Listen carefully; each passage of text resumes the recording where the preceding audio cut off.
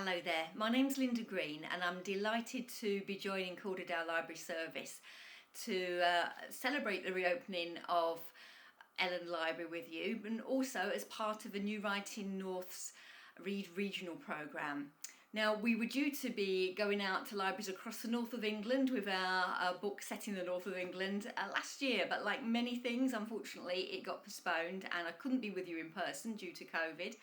But it's very nice to be at least joining you here in this format.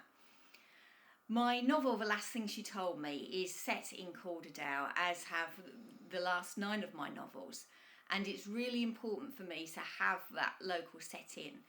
I moved to Calderdale in 2001 and it very quickly became home, and although I'm an adopted Yorkshire woman, it's a place I still very much consider to be home and is very special to me.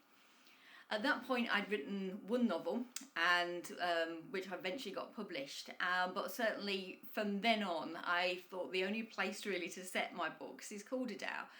It to me has everything going for it in terms of the sort of backdrop you want for a novel.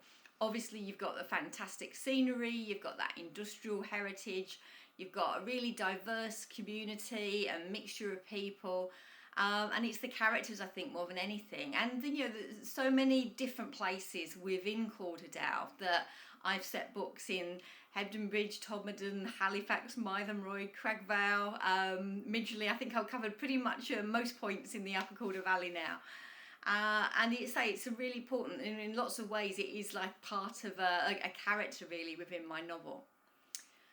For The Last Thing She Told Me, the things that really got me interested in the book and which I wanted to explore were the idea particularly of the secrets which women have been forced to keep over the generations. It was partly inspired by something my own grandmother said just before she died, when she told my sister that she'd left something that we needed to have a look at after she died, and she just told her where to find it. And it was something she'd never mentioned before at all, but was clearly really important to her. And it was actually the very last thing she said before she sadly passed away at the ripe old age of 92. Now, my sister found what I can only describe as really a memorial to someone that she lost, or something that she'd lost, which she'd never spoken about, but clearly was a really important thing to her. And it just got me thinking about the women, particularly of her generation, who had to cope with keeping so many secrets because society had shamed them about all sorts of things that might happen during their life. And the more I thought about it and the more I started to explore the issue, it actually also chimed very much with the Me Too movement, which was growing around the world at that time when I was writing the book. Because I like the idea of exploring these issues through, essentially the same family. 4 generations of the same family are featured in this novel. And what I soon realised was that, yes, although things have changed very much since my grandmother's day, that there are all sorts of other issues which women have been shamed about since. And actually, it's very much a contemporary issue as well, as the Me Too movement has demonstrated. So the idea was to bring that all together in a novel which really focused on how that has impacted on the women throughout their lives and from the family relationships as well. So my novel starts when Betty, who is the great-grandmother in the story, is sadly at the very end of her life, and she's with her granddaughter Nicola. And just before she dies, Betty tells her that there are babies at the bottom of the garden. And Nicola isn't able to get any more information out of her before she passes away, but thinks that maybe she was mistaken and that she was actually referring to the fairy statues which are at the bottom of her garden.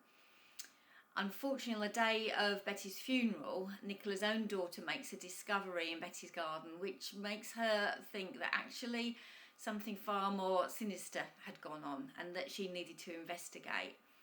And it's very much a novel about that dilemma, really, of when you're forced to decide whether you want to investigate something which may have happened in your family, which you're aware is very much opening up a can of worms. And certainly Nicola's own mother is very much against the idea of in any way probing beneath the surface. But Nicola is determined to get to the truth, and that's really what the story follows, that journey of Nicola's to get to the truth. So when I was thinking of a location, I tried to think of somewhere where I could imagine a secret could have been kept for a very long time, and I decided to actually set it in Peckettwell. And I often drove over the tops down into Hebden Bridge through Peckettwell, and it just struck me as a really good place for Betty to live and for that secret to have been kept for a long time. The process of writing a novel is something I've now, the last thing she told me was my 9th novel. I've had another one out since, and I'm currently writing my 11th novel. And obviously during that time you sort of, hopefully, I wouldn't say you perfected the art of it, but you hone the skills involved in doing it. And I've always been a plotter and a planner, and that's a really important part of the writing process for me. I suspect it partly comes from the fact that before I got my first book deal, I received 102 rejections from agents to the first unpublished novel that I wrote. And I essentially rewrote it for England over about 7 years while that process was going on. And I learned a lot in that time about how to write a novel. So when I started out on the second one, having finally got a book deal, I knew I wanted to do things differently. So I'll now spend several months at the beginning of the process before I write a single word, working on characterizations, working on plotting. I get as far as chapter plans and even scene plans for the entire novel, so that when I sit down to write chapter 1, it's not as daunting as thinking, gosh, I've got to write a whole novel here. I actually just think, okay, I'm writing scene 1 in chapter 1, and in this scene I introduce these characters, and these 2 or 3 things have to happen. And it just breaks the process down into manageable chunks. I also spend a long time working on the characters before I start, because I think it's really important that I understand them and understand what makes them tick before I start writing, particularly my point of view characters. So a couple of things I do with that. One is I interview all my characters, and I essentially ask them the sort of questions that are in the Sunday newspaper weekend supplements, are sort of on the psychiatrist's couch type of things. So I'll ask them what keeps them awake at night, how would they like to be remembered, who would they most like to say sorry to and why. Things that, again, perhaps very much will nudge them to reveal secrets to me before I even start writing. And that really helps me to get below the surface. Another thing I do, which I've yet to find any other authors that do this, but I actually put together a board, a character board of photographs of people who I decide on my characters. I've got a big stock of photographs of people I don't know that are cut out of magazines and sometimes printed from online. And what I do really is keep them in a big folder, and when I have the ideas for characters, I start looking through them and thinking, who are my characters here? And I put them all together on a board, and that goes up next to my computer for the entire time I write that novel. And they're the first things that I look at each time I sit down to write, and they very much become real. And that's part, for me, of making my characters real. So I have here the character board for The Last Thing She Told Me.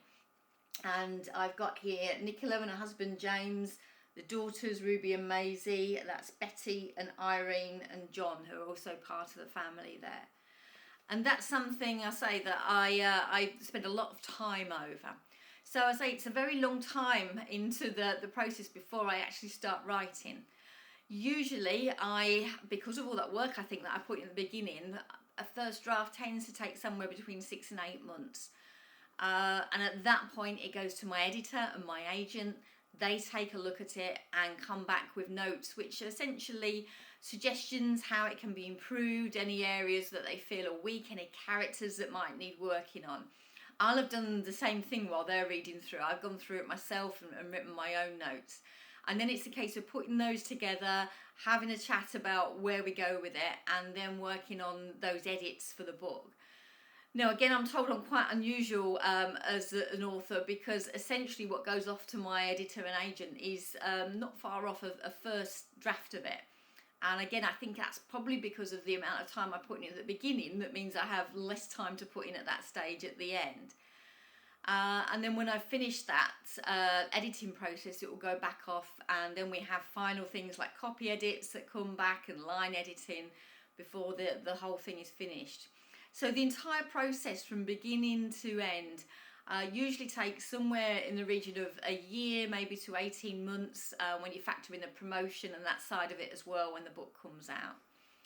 So it's just been nice to share with you some of the process that goes into writing the book and some of the details behind this book. Please do have a look in Calderdale libraries for my novels. I say there's 10 of them out there now, so I know you'll find them, and it's lovely. I get so much feedback from people who really enjoyed those local settings, which is lovely as an author to know that people are appreciating that. And also, I just wanted to say a huge thank you to Calderdale Library Service. Like all libraries, they're a huge part of a local community. Several parts of my novels are actually written in Calderdale libraries. I've certainly sat myself in Halifax Library many a time and been working on my novel. And it's a really special place and a special community. And I say a big thank you to all the librarians and everyone at Calderdale that makes that library service so special, and I know so loved by everyone. Thank you.